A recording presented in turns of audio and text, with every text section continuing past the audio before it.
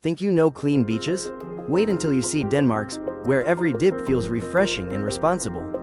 If you're dreaming of pristine shores that look like a screensaver and feel even more refreshing, this video is for you. Today we're diving into why Danish beaches consistently rank among Europe's cleanest, and why they feel so different than any you've experienced before. Sustainability and green energy. Viking heritage. Welfare system. New Nordic food. Welcome to Denmark Explained, your front row seat to the hidden gems, quirky traditions, and powerful stories that make Danish culture truly unforgettable. When we talk about data, we're really talking about the way we understand the world through information. Every number, every figure, every percentage point tells part of a story. But data on its own can be overwhelming. That's where graphs come in. Graphs take raw numbers and turn them into something we can see, compare, and understand at a glance. Think of data as the ingredients in a kitchen. On their own, they don't mean much. But once you cook them together, in this case, by organizing them into graphs, you create something meaningful and easy to digest. In this chapter, we explore the building blocks of how data is collected, organized, and displayed. First, we have raw data, the unprocessed facts and figures gathered from observation, surveys, experiments, or official records. Raw data can be in the form of numbers, words, or categories. Before it can be useful, it needs to be sorted and organized. That's where tables come in. Tables are the first step in turning chaos into order. They arrange data into rows and columns so patterns start to emerge. But to truly communicate findings, we often need a visual element. That's why we use different types of graphs, each designed to highlight specific kinds of relationships or trends. Bar graphs are perfect for comparing quantities across categories. For example, if you wanted to show the population of several cities, a bar graph makes the differences instantly visible. Line graphs show how something changes over time, like the growth of a business or temperature changes throughout the year. Pie charts break down proportions, letting us see how each piece contributes to the whole. Choosing the right graph matters. The wrong choice can confuse or mislead, while the right choice can make a complex topic crystal clear. For example, using a pie chart to show temperature over several months wouldn't make sense. It's not about proportions, it's about changes over time. Another important aspect is scale. A graph's scale must be chosen carefully to reflect the true nature of the data. If the scale is too compressed or stretched, it can give a false impression, making small changes look dramatic or big changes seem small. Finally, understanding graphs means reading beyond the visuals. Always check the labels, units, and sources. These details tell you exactly what the data represents, where it came from, and how it should be interpreted. By the end of this chapter, you'll see that data and graphs are not just tools for mathematicians or scientists. They're part of our daily lives. From the weather forecast on your phone to the statistics in a news article, they help us make informed decisions, spot trends, and understand the bigger picture. Data tells the story, graphs make sure we can see it. Clean beaches don't happen by accident. Behind every stretch of white sand and crystal clear water, there's an entire system working quietly in the background to make it possible. In this chapter, we're going to look at one of the most important reasons certain coastlines are ranked among the cleanest in the world: water quality and environmental standards. First, let's talk about water testing. Along many parts of Europe's coastline, strict guidelines require that seawater is tested regularly, sometimes as often as once a week during the summer season. These tests measure bacteria levels, chemical pollutants, and even the clarity of the water. The results are not just filed away in reports, they're made public so anyone can check if a beach is safe for swimming. The standards are high, and they're not just about meeting the minimum requirement. Authorities aim for excellence. That means the threshold for acceptable pollution is set much lower than in many other countries. In practice, this means that even small spikes in bacteria levels can lead to warnings, temporary closures, or extra cleaning efforts until the water is safe again. Environmental protection laws also play a huge role. Wastewater treatment is taken seriously. Nearly all households and businesses in coastal areas are connected to advanced treatment plants. These facilities don't just filter out visible waste, they remove microscopic pollutants that could harm marine life or make swimmers sick. Another factor is stormwater management. In many countries, heavy rain can wash untreated waste and litter directly into the sea. But in places with strict environmental planning, infrastructure is built to collect and treat runoff before it reaches the beach. This includes underground reservoirs, filtration systems, and even green spaces designed to naturally absorb excess water. Then there's the monitoring of industrial activity. Factories, ports, and farms are subject to strict regulations about what can and cannot be released into the environment. Random inspections and heavy fines make sure companies take these rules seriously. One more detail that people often overlook is cooperation between different organizations. Local authorities, environmental agencies, volunteer groups, and tourism boards often work together to keep beaches clean. This teamwork means problems are spotted early and solved quickly. When all these factors come together, frequent testing, strict pollution limits, advanced wastewater treatment, effective stormwater management, and strong cooperation, the result is clear, safe water that people can enjoy without worry. But there's also a cultural element we'll explore later in the video: how people treat the coastlines they use. After all, environmental rules can set the stage, but it's people's habits and values that keep the performance going. And that's something worth taking a closer look at, because the real question is it enough to have laws and technology, or does it take a deeper connection to nature to truly keep a beach clean? We'll come back to that soon.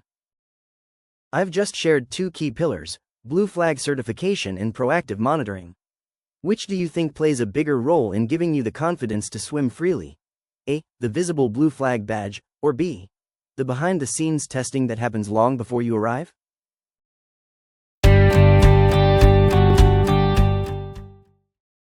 Planning a trip to Denmark? Or maybe you're moving there soon? Don't just Google your way through it. Let DenmarkExplained.com be your shortcut to a smoother, smarter, and way more fun experience. At DenmarkExplained.com/products, you'll find itineraries, ready-made plans that turn confusion into unforgettable days. eBooks, packed with local insights, cultural tips, and everyday know-how. No boring history lessons, just stuff that actually helps. Expat guides, moving to Denmark? Get the info you wish someone told you before you landed. Everything's digital, everything's simple, and everything's designed to make Denmark feel less confusing and way more cozy. So skip the stress and get the guides that explain Denmark clearly, cleverly, and in plain English. Check it out now at DenmarkExplained.com/products. Your trip, our tips. Let's make it amazing.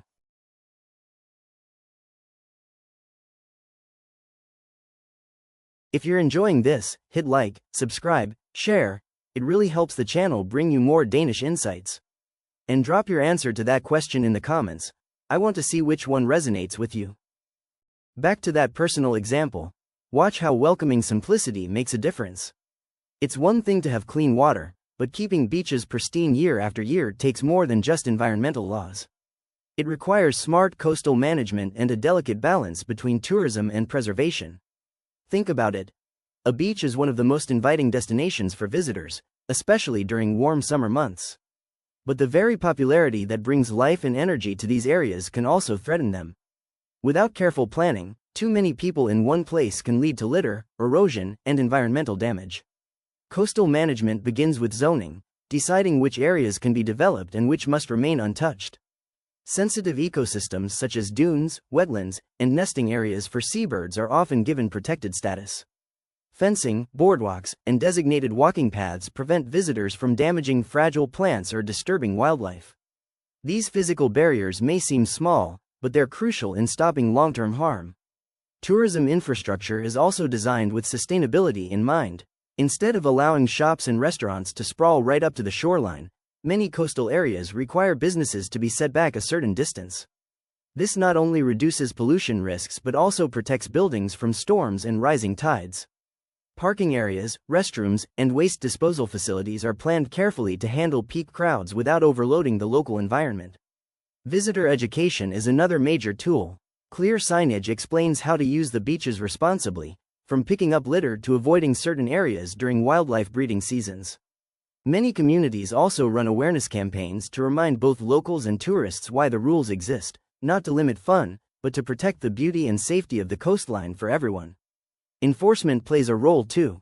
Trained beach wardens or environmental officers patrol during high season, making sure visitors respect the rules. While fines are sometimes used, the focus is often on friendly guidance and prevention rather than punishment. One of the most impressive aspects of successful coastal management is the way it combines tourism benefits with environmental protection. The idea is not to discourage people from visiting the beaches, it's to make sure they can keep visiting them for decades to come. By limiting overcrowding, setting up proper facilities, and protecting natural areas, the beaches remain both enjoyable and resilient. Of course, no system is perfect. There are always challenges, from dealing with unexpected surges in visitors to recovering from storm damage. But the long-term success lies in adaptability, regularly updating plans, listening to feedback from the community, and adjusting to new environmental realities. Later in this video, we'll explore the human factor, how everyday habits and a shared respect for nature make all the difference. Because no matter how well a coastline is managed, it's ultimately people's choices that decide whether the beach stays as beautiful as it is today. And what about city beaches? Stay tuned for a modern success story. Even the most advanced environmental laws and coastal management strategies can only go so far without the right mindset among the people who live there. What truly sets these beaches apart is a culture of personal responsibility and community pride. From a young age, children are taught the value of protecting nature. Schools often include lessons about the environment, not as abstract concepts, but in ways that directly connect to everyday life. Field trips to local beaches and forests aren't just about fun, they're opportunities to learn why certain areas are protected, how ecosystems work, and what happens when they're damaged. This early education plants the seeds for a lifetime of respect for nature. Community cleanup events are another powerful tradition.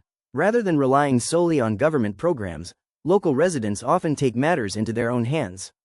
Volunteer groups organize regular litter-picking days, sometimes turning them into social events where neighbors connect while improving their surroundings.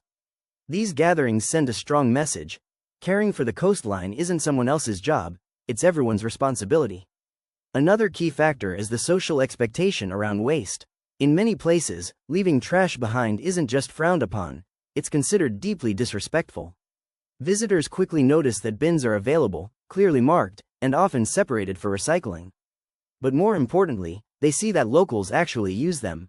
The social pressure to keep public spaces clean is subtle but effective, making it far less likely that people will litter in the first place. There's also an emphasis on coexisting with nature rather than controlling it. Instead of clearing away seaweed or driftwood for aesthetic reasons, these natural elements are often left untouched because they play an important role in coastal ecosystems. Birds, fish, and insects rely on them, and removing them can do more harm than good. This approach might seem unusual to visitors from countries where beaches are groomed daily for tourism, but it's part of the balance between beauty and biodiversity. Tourists benefit from this attitude too. Many who come for the scenery end up taking these values home with them, inspired by what they've seen. In this way, clean beaches don't just serve the local community, they become examples for the world. What's most remarkable is how ordinary this all feels to the people who live here. It's not seen as a special effort or a sacrifice. Keeping the beaches clean is simply part of daily life, as natural as breathing. That quiet consistency is what keeps these coastlines among the cleanest, year after year. And as we've seen throughout this video, it's a combination of smart policies, careful management, and above all, a shared cultural commitment that makes it possible. Without the human factor, those small, everyday decisions, the cleanest beaches wouldn't be possible. Thanks for watching. I hope this peek into Denmark's clean beaches inspires your travel plans, or even your future move. For more adventures, click the playlist to your right. See you in the next video.